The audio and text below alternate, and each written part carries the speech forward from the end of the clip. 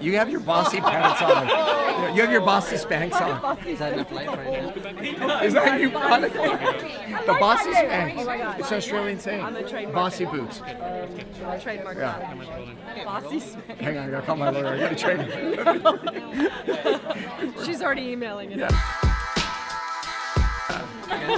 So if you use that directional mic when you answer your question, just put it right. Okay, But you perfect. can look right Hello. at me. Perfect. right. All right, thanks. Maybe let's go with ladies first. Okay.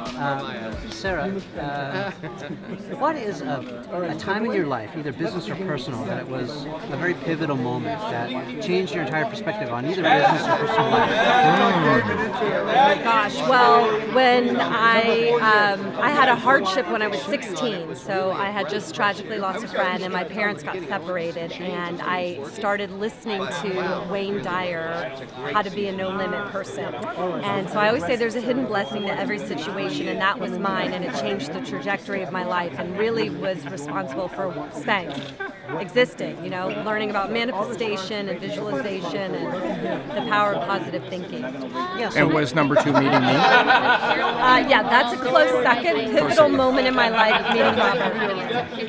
Right behind Wayne Dyer. I've never heard Wayne Oh Dyer. my God, he passed away 2 years ago, but he's an inspirational. Is he like an Anthony Robbins? Yeah. I love Anthony. He's like, Do you know him? Yeah, I do. Oh, He's like, Wayne Wow. Dyer's amazing. Sorry. Okay. that's okay. I love these little side conversations. So, Robert, what does your self-talk sound like? Like negative or positive self-talk? You know, the talk in your head when you give yourself either a personal pep talk or what does that self-talk sound like? Maybe now, or maybe let's reflect back before you had your success.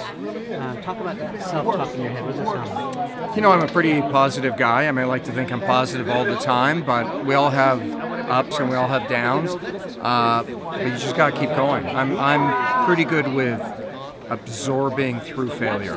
What does it sound like in your head when you're giving yourself a pep talk? Is it like you're good enough, you're smart enough, gosh darn people like you? Or I run 6 miles a day, every day. I get on the treadmill, on the first mile, I'm like, I hate running, it's awful. By the third mile, I'm like, it's not so bad. By the fifth mile, I'm like, I hate this. And around mile 5.2, I say, are you a loser? Are you going to let life and everything around you defeat you? Or are you just going to keep going? That's my motivational I thought. say that in the Starbucks line. I'm like, am I going to stay in this line? We all have different hardships. Yeah. Maybe, Sarah, let's speak to budding entrepreneurs, young or old, age doesn't Yes. matter. But people who are starting something new, what advice do you have for them? My advice to new entrepreneurs is start small, think big, and scale fast. Can you break that down for us a little bit? Well, I think it's really important to be willing to start small and not try to get ahead of yourself. A lot of times people go out and try to raise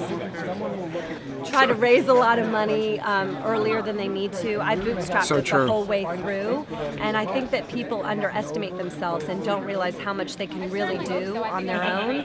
So only, It's one of the common themes we've seen 9 seasons here. People think when they get the money, the journey's over. No. They're like, Slide. woo, it's over, I don't have No. to. Yeah. So that's and then always differentiate yourself. Like you have to be able to differentiate yourself and be able to be really clear about. When did you take outside money in your journey of building Spanx? Wow. I've never taken any outside. You know money. on this. 100% of it. Me too, of my company. Do you know on this show you actually have to invest in other people? Yes. Okay. I didn't read that in the fine print, but I invested. That's such an incredible story. See, that is the success story. This is incredible. That's what most people think. They think that lack of money is the reason they don't succeed, and it's rarely got anything to do with it, isn't it? But what I love about Shark Tank is the sharks add so much more value. So it's not a typical investor. So if someone is out here and they're at the point where they really feel like they need money, they're also getting so much experience, contacts, and the television exposure. So that's a really strategic, smart move if you're out there and you do need the money.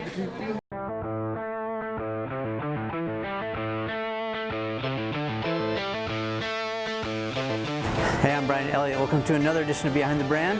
Let's go check out our next story. I'm John Paul DiGioria. I'm Simon Sinek. Hi, I'm Haley from Paramore, and you're watching Behind the Brand. I'm Dr. Phil, and you're watching. Hey, I'm Jessica Biel, and you're watching Behind the Brand. People ask me all the time, what does it take to be happy? I say one word, progress. I want to just look right in the camera and say that one more time. Okay.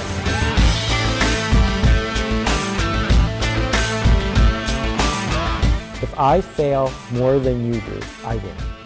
Because built into that lesson is this notion that you get to keep playing. If you get to keep playing, that means you get to keep failing, and sooner or later, you're going to maybe succeed. The people who lose are either the ones who don't fail at all and get stuck, or the ones who fail so big they don't get to play again.